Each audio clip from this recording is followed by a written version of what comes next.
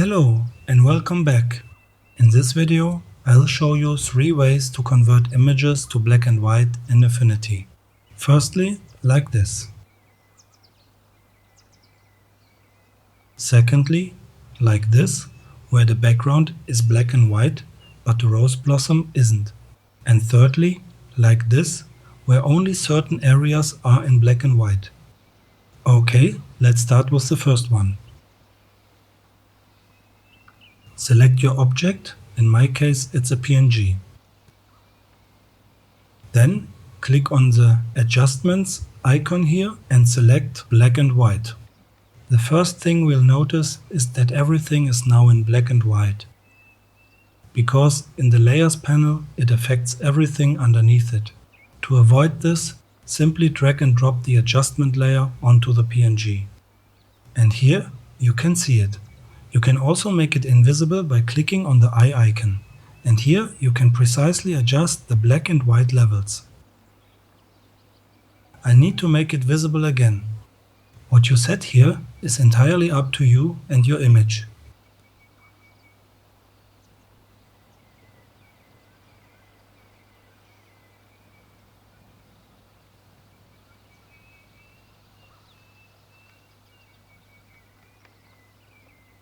You can also click Delete or Reset. When you're done, close the window. You can also easily move your object. Okay, let's move on to the second one. Here you can see that I've separated the rose blossom, but let's start from scratch, so I'll delete it.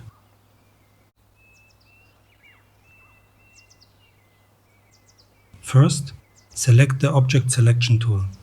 You'll usually find it in Pixel Studio, but I've created my own studio, which I'd recommend to everyone. I've made a video about it. With the Object Selection tool, you can hover over specific areas and you'll see a sort of preview of the selection. If you hold down the Option or Alt key, it's even more precise. Then simply click on it, and with Command J or Ctrl J on Windows, you can duplicate it. Here in the Layers panel, you'll then see the result. This can sometimes take a little while. And there it is.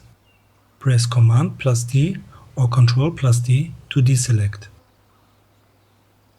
Then click on your image, which now serves as the background, and click on the adjustment icon as before. As my background was mainly blue and green, I've only set these colors.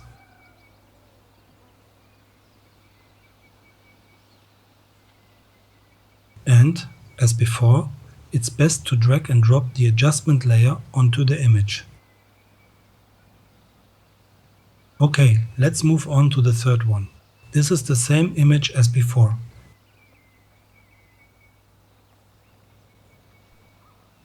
Here we're using the Adjustment Brush tool. It's already set to black and white here, but you can adjust lots of settings, including the size of the brush. Here you can see the brush size, and if I make the rose blossom invisible, it will also affect the background.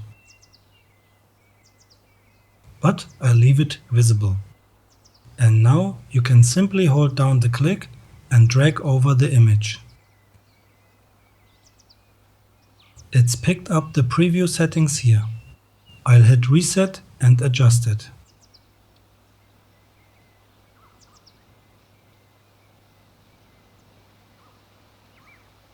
And, as before, add it to the image in the Layers panel. And that's it. If you enjoyed this, please hit the like and subscribe buttons.